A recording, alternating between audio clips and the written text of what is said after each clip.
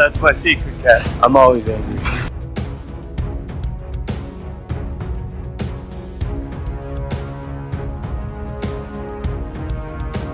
Alright. I ran out of patience. On the roof! Hey everyone, Captain, big fan of Spider-Man.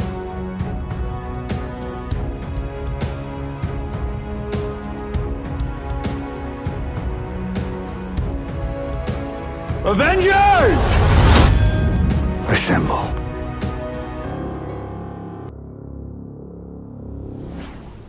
Hello, Peter. Hello and welcome back to the Infinity Saga and Beyond, the MCU fan podcast. We're going to be talking about a movie that is MCU adjacent. Maybe we'll kind of talk about what's going on here with Sony and Marvel, but we're going to be talking Venom, Let There Be Carnage. This movie's been out for about 2 weeks at the time that I'm recording this, and I feel like if anybody wanted to go see it, they probably have gone and seen it. So we will be spoiling the movie and the mid-credit scene, so if you have not seen Venom, Let There Be Carnage, you might want to exit out of this when I give the warning. First things first, though, let's just knock out some news. Will Poulter is going to be playing Adam Warlock in Guardians of the Galaxy Volume 3. He was in We Are the Millers, which is what I know him from. He was originally going to be he was also in Chronicles of Narnia, which is also where I know him from, The Voyage of the Dawn Treader. He was about to be in the Lord of the Rings show, but had to drop out for whatever reason. And he was also on Black Mirror Bandersnatch, the Choose Your Own Adventure Black Mirror movie that Netflix came out with. So we are going to be talking Venom, Let There Be Carnage. So that was just an update there with Will Poulter is cast as Adam Warlock, which will be a lot of fun. I'm going to be doing another episode probably later this week or next week that is another Elseworlds episode where we talk stuff that is not MCU related or Marvel related. So that would be, we're going to be talking DC Fandom, which was this weekend. So I'm going to be talking about that later this week. So if you're interested in my thoughts on the Flash movie, the Batman with Robert Pattinson, and Black Adam with The Rock, then I will share those thoughts on that episode. But let's go ahead and talk Venom, Let There Be Carnage. Let's just go full spoilers for this movie. So if you have not seen it, I recommend exiting now. Alright, that's your spoiler warning. So we are talking Venom, Let There Be Carnage, which was directed by Andy Serkis, screenplay by Kelly Marcel, story by Tom Hardy and Kelly Marcel, and it was released on October 1st in the US, and it has a runtime of 97 minutes. So let's talk the plot of this film, and then I'll give my thoughts. So, in 1996, we have Cletus Cassidy, who's young, way younger than what Woody Harrelson would be in 1996, by the way. He has fallen in love with Frances Bearson at St. Estes, home for unwanted children, to the Ravencroft Institute. So, Frances is going to Ravencroft. Cletus and Frances met at St. Estes. So on the way, she's going to use her sonic scream powers to escape, and she's going to attack a police officer named Patrick Mulligan, who we are going to run into later in this film. So he shoots her in the eye, and he also suffers an injury to his ear due to the scream. He thinks he killed her. That will come in handy later, I guess. And Bearson is taken to Ravencroft and is locked away. We're in a spot where she's not able to really use her powers because everybody there is going to wear ear protectors and not be able to be affected by her screams. So then we flash forward to the future, present day. Mulligan is now a detective. He's going to contact Eddie Brock, because Eddie Brock is supposed to meet with Cletus Cassidy, as we saw at the end credit scene of the first Venom movie, which I just watched for the first time like a week before I went and saw this one. So Cassidy is a serial killer who will refuse to talk to anyone other than Eddie. They had an interview a year before. That was the end credit scene of the end of the first one. And then a year later, Cletus wants to speak with him again. So Venom, the symbiote, from Eddie here, is actually able to decipher where Cletus hid the bodies due to seeing all of the artwork on, that he's etched into the walls as they're there. And Venom is going to, take control of Eddie and, draw the stuff that he saw on the walls, the carvings, and he's going to he's going to kind of show off here and, with his memory and show that he knows where it is. He lays it, he lays it all out for Eddie. Eddie's going to turn that information over to the police, and the police will, find all the bodies. That it's going to actually get Cletus the death penalty, which before it was going to be, he was sentenced to death before. It was reversed, I guess, but now since they found all these bodies and they figure out how many people are actually killed by Cletus, that they sentence him to death. They reinstate the execution at San Quentin State Prison. So this all kind of happens really fast into this movie. Again, it's only 97 minutes long. So then, Eddie is also contacted by his, ex-fiancée, Anne, who is played by Michelle Williams. She's now engaged to Dr. Dan, who Venom doesn't like. I guess Eddie doesn't really like him either, but he was in the first movie as well. So Cassidy is going to get killed here. Before he does, though, he invites Brock back, and he's going to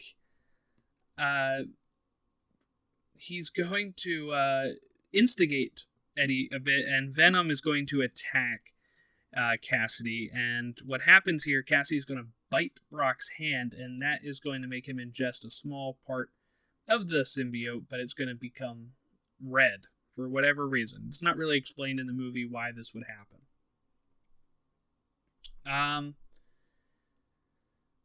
Then we get this argument with Venom and Eddie where, Venom wants to eat more people. Again, he's tired of, having just small chicken brains, and they fight so much that Eddie Brock is going to get an argument with Venom. Venom is going to leave. He's going to detach himself from Eddie, and he is going to leave and start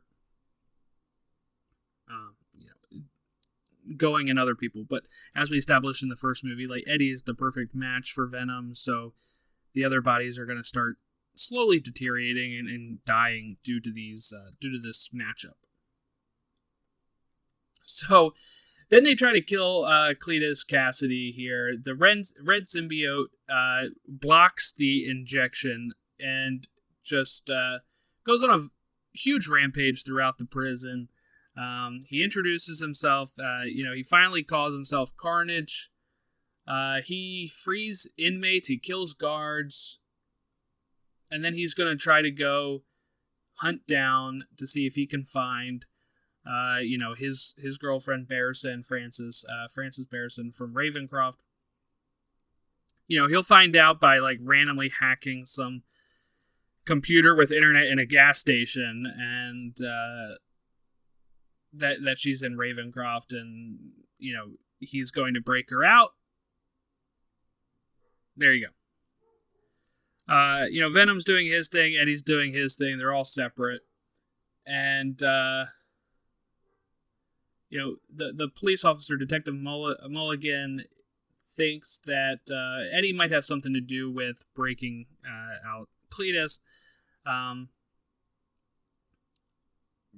Eddie's not going to answer any of the questions. He's going to also contact Anne, who is a lawyer, and he reveals to Anne that the Venom is left.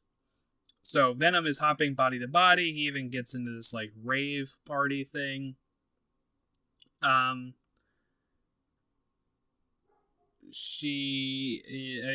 even going to bond with, the lady from the gas station. I forget her name here. Doesn't have... Oh, Mrs. Chen. Yes. He's going to bond with Mrs. Chen. He's going to talk to Anne and Dan. And he's then going to go into bonding with Anne. Anne's then going to pass it off back to Eddie. And Eddie now has to, as he saw a news report on TV that, Cletus is out. And Venom saw the same report, and now they know that they're going to have to fight Cletus as Carnage. Cletus is getting married to Frances at church that they've been, I guess, always looking at from St. Estes, and then you get the battle scene. And then the movie pretty much wraps up. Like, it's really quick. Venom is going to save Eddie at a time by bonding with him before the impact of the ground. Carnage starts getting upset with Frances, who is known as Shriek, a comic book character, because of her sound abilities. And the symbiotes don't like sound. It's going to make her, it makes Carnage upset, and he kind of like acts without Cletus's judgment here and attacks her as well. Venom bites Cassidy's heads off, and Mulligan is going to have his eyes flash blue. That's something that's supposed to hint to maybe a future movie as well. And then Brock and Venom have to lay low, and they go on vacation. We get a reference to what, Venom mentions how he wants the wind in his hair and his toes in the sand. He gets the toes in the sand part on this vacation, and then the movie ends. Before we get to the mid-credit scene, just my overall opinion about the movie here. I was not a fan of Venom Let There Be Carnage. I actually liked the first Venom better. And again, I only watched that one like a week before this one. I had it on Blu-ray, just never got around to it. And then I was like, I'll go ahead and, if I'm going to go see Venom Let There Be Carnage, I'll watch the first one. I thought the first one was actually better. I think at times the humor in this really relies on Venom and Eddie arguing a lot, or having Venom having a childish behavior, which I don't really care for. It's not really the Venom I grew up with, I don't think. Being all childish. The fights felt reminiscent of the first movie, where he's talking about how he wants to eat brains and eat people, and Eddie is like, no, and then we kind of get that again in this one, and they break up again, and they're like in separate body, Venom's off of Eddie's body, and they spend most of the movie apart. The movie's only 97 minutes. We get one fight scene with Carnage, and facing off against Venom, and then the movie's over. I will say it kind of felt like a little longer for me. I was kind of relieved that it was only 97 minutes. But, for me, this just didn't really do anything for me. There were some good parts in here. There was some, odd parts that I didn't really care for. And then there was just some bad parts as well. But it's been about a week since I watched this movie, so I'm kind of forgetting some of the stuff that really rubbed me the wrong way. But we'll go ahead now and talk about the end credit scene here, the mid-credit scene. So, they're on their vacation, they're in the hotel room, they're flipping through TV channels, and Venom is going to tell Eddie about how symbiotes have knowledges of other universes, which is interesting. Venom says he can show him, and before he can, some sort of weird stuff happens, a light, some sound, I don't know. And they're in a different hotel room now, which looks like instead of the beach, they look more like they're in like a city type atmosphere. And then you have J. Jonah Jameson on TV giving his reveal from the end of Far From Home, talking about Spider-Man identity of Peter Parker. And Venom says he looks, then he like licks the screen and licks the picture of Tom Holland, Peter Parker. And that's the mid-credit scene, and we don't really know what caused them to switch universes, what exactly happened, if that's something that's going to be in, Multiverse of Madness or No Way Home. I don't know. I think No Way Home is really packed enough that that's probably not going to be something explored. But, of course, after this, all of the, there were some leakers saying, oh, Venom's in No Way Home. I'm like, well, you weren't saying that before, this end credit scene here. So, I guess we'll see. And my thoughts on this, I'm not sure. Like I said, I'm not a big fan of this version of Venom or Eddie Brock, really. And the fact that this one is the one that might be going into the MCU, it's a little tough. Now, if it's just going to be for like a one-off movie and then he goes back to his own universe, because like I said, there is the Detective Mulligan thing in his universe. It's still like hinting at him being another symbiote character. So that to me makes me think that there is that maybe we get like a Venom versus Spider-Man movie or something at some point here, and then he goes back for like an official Venom 3 into his own universe. I don't really know. I hope he doesn't stay in the MCU because, one, these movies have not been well received, I'll say. They have, they've been getting money, but they haven't been like critically received or anything. And some people have not really enjoyed these Venom films. And then, you have the people that are not familiar with what is MCU and what's not, and they might, now with the Tom Holland, Peter Parker, they're like, oh, these are MCU films, when they're still technically not, because they're not made by Marvel Studios. And, you have this issue where then maybe they, think, well, they have their first dud now, like this is the first one I didn't like of theirs, when it's not actually theirs anyway, and it creates all this confusion and stuff like that. Like the diehards, like, like me or other people that listen to Marvel podcasts, like maybe like you listening now, know the differences between Marvel Studios and just the ones that are in association with Marvel that have nothing to do with the MCU. But, when you start to blur that line with, Venom coming into the MCU, supposedly, at the end there, it opens up, some very interesting issues and different confusion for people. So I don't know how it's going to go, but I think that is something that we definitely want to be on the lookout for or something. But send me your thoughts if you did like Venom Let There Be Carnage. I saw it with my parents, they enjoyed it. I've not really ever walked out of a movie that I didn't really like before this one. Even like Birds of Prey, Harley Quinn, Birds of Prey movie from 2020. I walked out of that like, it was alright. This one was more like, it was bad.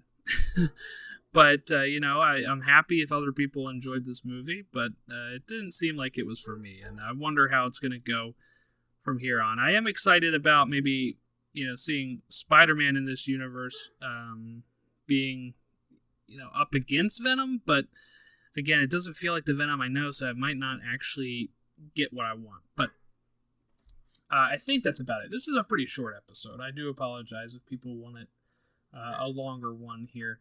But if you want to reach us, you can go ahead and give us a email at marvelplusrecaps@gmail.com.